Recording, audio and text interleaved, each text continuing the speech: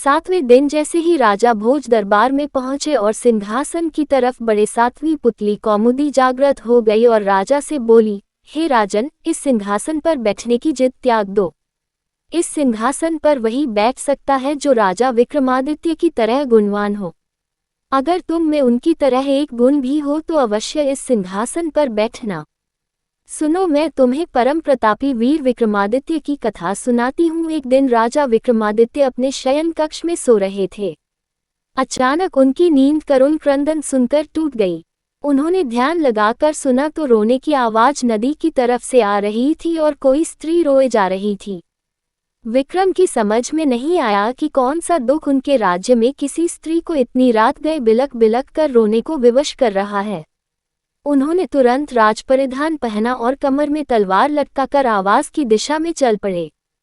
क्षिप्रा के तट पर आकर उन्हें पता चला कि वह आवाज नदी के दूसरे किनारे पर बसे जंगल से आ रही है। उन्होंने तुरंत नदी में छलांग लगा दी तथा तैरकर दूसरे किनारे पर पहुंचे।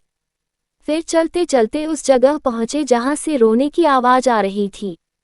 उन्होंने देखा कि झाड़ियों में बैठी एक स्त्री रो रही है।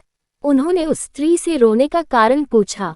स्त्री ने कहा कि वह कई लोगों को अपनी व्यथा सुना चुकी है, मगर कोई फायदा नहीं हुआ।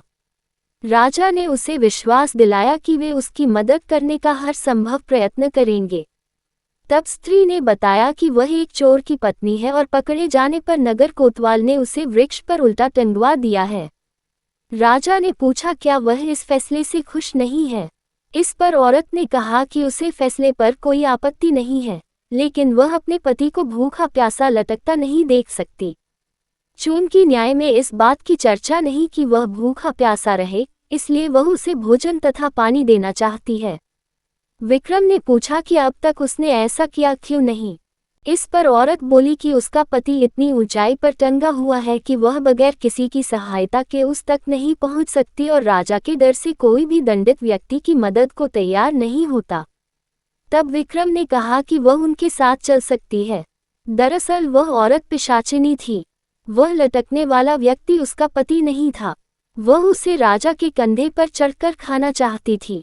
जब विक्रम उस पेड़ के पास आए तो वह उस व्यक्ति को चट कर गई। तृप्त होकर विक्रम को उसने मनचाही चीज मांगने को कहा। विक्रम ने कहा वह अन्नपूर्णा का पात्र प्रदान करे जिससे उनकी प्रजा कभी भूखी नहीं रहे।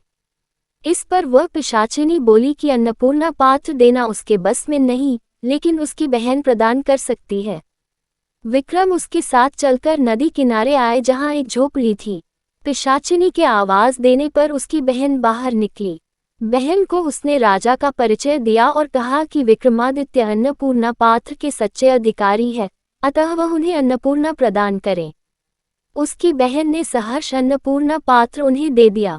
अन्नपूर्णा लेकर विक्रम अपने महल की ओर रवाना हुए। तब तक भोर हो चुकी थी। रास्ते में एक ब्राह्मण मिला। उसने राजा से भिक्षा में भोजन मांगा।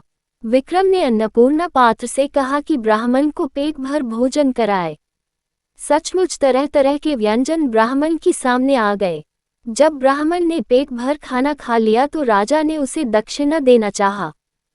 ब्राह्मण अपनी आंखों से अन्नपूर्णा पात्र का चमत्कार देख चुका था, इसलिए उसने कहा, अगर आप दक्षिणा देना ही चाहते हैं तो मुझे दक्षिणा स्वरूप ये पात्र दे दे, ताकि मुझे किसी के सामने भोजन के लिए हाथ नहीं फैलाना पड़े।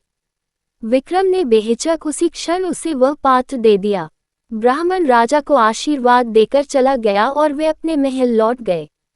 कौमुदी बोली, बताओ राजन, क्या तुम ऐसा कर पाते अगर राजा विक्रम की जगह होते? इतना कहकर कौमुदी पुनः सिंहासन में जाकर जड़वत हो गई।